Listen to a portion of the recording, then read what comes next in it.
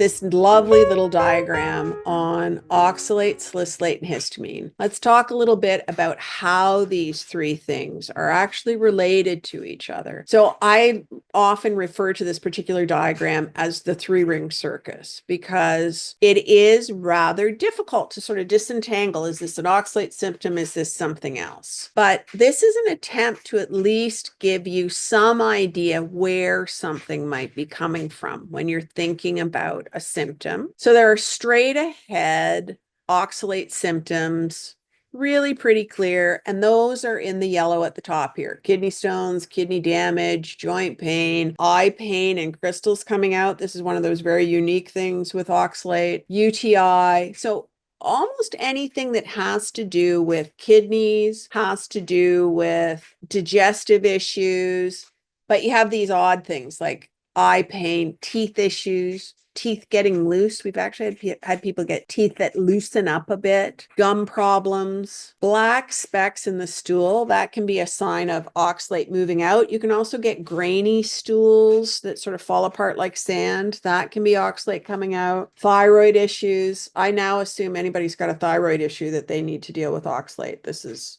a basic. And extreme hunger. It's almost like I remember in my own case and with my kids, when oxalate was moving, there's a lot of work for the body to do. I could never get full. It was like it disrupted appetite regulation, but it was also like the body was just calling for energy to try and deal with what was happening. So those things I think of as more properly, if you will, just oxalate. But the problem with oxalate is that it has these other impacts. So the histamine aspect is oxalate impacting the immune system. And how oxalate impacts the immune system would be in two sort of key ways. One, oxalate drives inflammation, and inflammation is the body's marker that the immune system's on call, okay? Anytime you've got inflammation in the body, the immune system is involved. And with oxalate sort of setting up potentially inflammation all through the body, maybe not at high enough levels to really get your conscious attention, but things going on down at the tissue and cellular level, this can get the immune system very overreactive.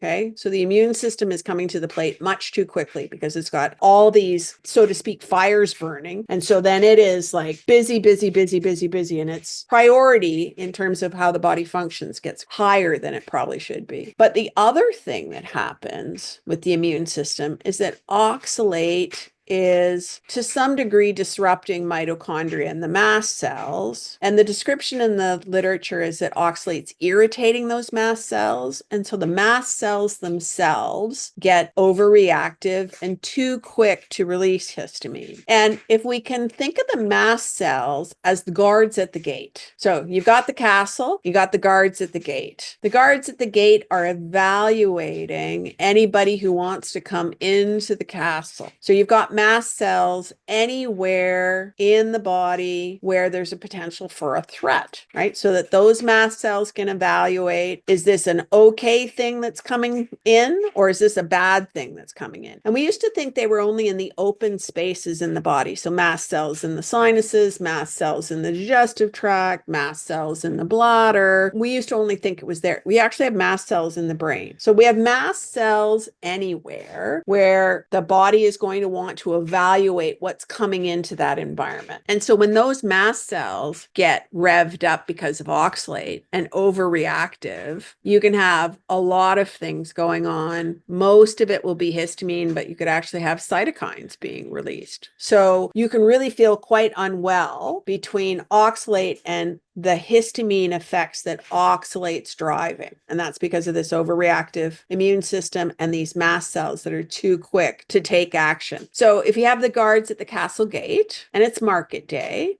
so things are coming in and the kingdom is quiet, everybody's happy, the guards are going to kind of be waving them in, everything's good. They're not anticipating a problem. But if those guards at the gate think that war is on the horizon, they might be not waiting for you to get to the gate itself. They might be trying to shoot you, half a kilometer down the road. So what we want is those mast cells to settle down. We don't want them on edge and anticipating a problem the way that can happen as oxalate is in the system. So a lot of us will have histamine issues as a result of oxalate and these downstream dominoes all dropping and these mast cells getting revved up and the immune system getting revved up. So very often, if you are experiencing allergies, anxiety is brain histamine, okay? So for those of us who are a bit high strung, I'm in that category. Brain histamine is not fun. Anxiety is normally the result. And the interesting thing is that most of the medications that are specific to anxiety will also stabilize mast cells. So I think we've been accidentally actually dealing with the fact that it was related to mast cells all along and just didn't really realize that. Stuffy nose, itchy skin, rashes, reactions to foods, those kinds of things are indicative of a potential histamine problem, but that doesn't mean it's not related to oxalate. So histamine symptoms can be a sign of oxalate dumping. So we have this sort of messy environment here. And notice migraine in the overlap between oxalate and histamine, between the depletion of electrolytes and minerals and this irritation of the nervous system as well, you can actually get all kinds of effects. So migraine was actually one of the things that I used to deal with. I would get the optical migraines. And interestingly, that was one of the first things that went away. But really make sure you're focusing on support to the nervous system as well, calming things. We can talk a little bit more about that too. Salicylate's a little different. Oxalate drives salicylate intolerance because oxalate is impacting the liver. So the liver is a big consumer of sulfate. That's one of the main substances that the liver is using in order to be able to detox things. And what detox really means is that I am taking this byproduct, salicylate. It's a byproduct of digesting fruits and vegetables. And I'm going to manipulate that to make it easier for the body to get rid of. That's detox. I know we use it colloquially for all kinds of other things, but I need you to understand this so that you understand how oxalate is setting us up to have this issue with salicylate. So in the liver's case, it's using a lot of sulfate in order to do this manipulation with all kinds of different, metabolic end products and things that come from our diet, be able to make them easier to get rid of. And then it will be moving them back out into the bloodstream so they can be dealt with.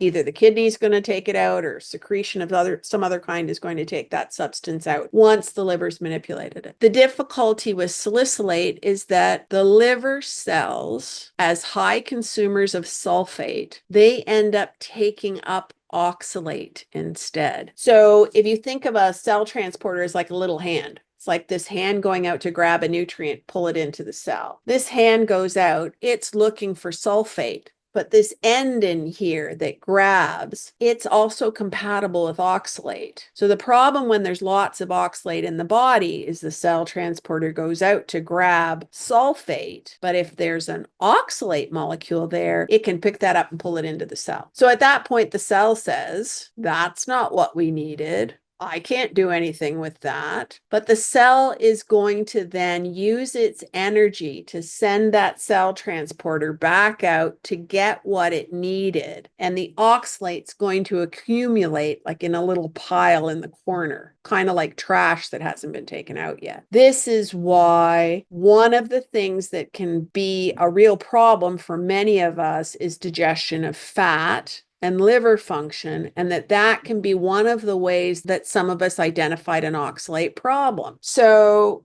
as that oxalate is accumulating in the liver, the detox process that should be running to detox salicylate is doing this. It's getting less and less and less bandwidth. And as we have less bandwidth to detox this salicylate, it starts to stay in circulation for too long and build up in our systems. Not a happy thing because our systems don't like salicylate. This one you might be able to sort of diagnose by some things that are a little bit unusual in terms of what salicylate does to you versus the others. So night or day bedwetting. I had kids who had some difficulty with getting past having accidents. And it was like it messes somehow with the signaling that would let them know that their bladder was full. And frankly, I sometimes was confused. I remember my daughter going and voiding a complete bladder, lots of urine, and then like 20 minutes later telling me she had to go pee again, and she would go and void a full bladder again. So oxalate can be putting a fair amount of pressure on the kidneys, and then the kidneys can be kind of really working. But she would sometimes not know that she had to pee. And that was really difficult,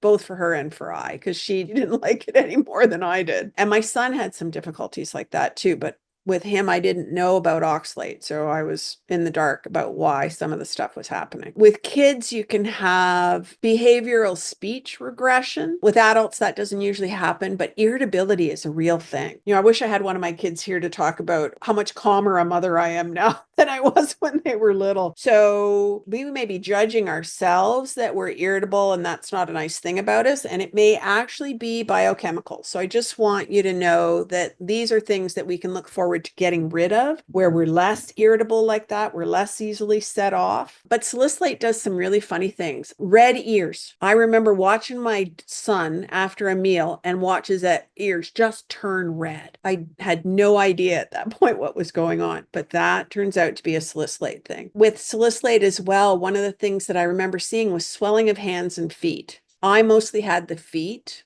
but my kids would say, my hands feel funny. And I think this was a salicylate impact. This one, I think, turns up a lot more in the community where people have autism diagnoses, because you get some of the same kinds of overlap with emotional defiant behavior, sensory processing issues, coordination, attention, and you can have an eye muscle disorders. Like this is a very odd one where eyes are not tracking properly, or people may have one eye that sort of crosses inwards. And interestingly enough, that can be related to oxalate. So two different mechanisms here, but you can see all three of these sometimes going on for someone.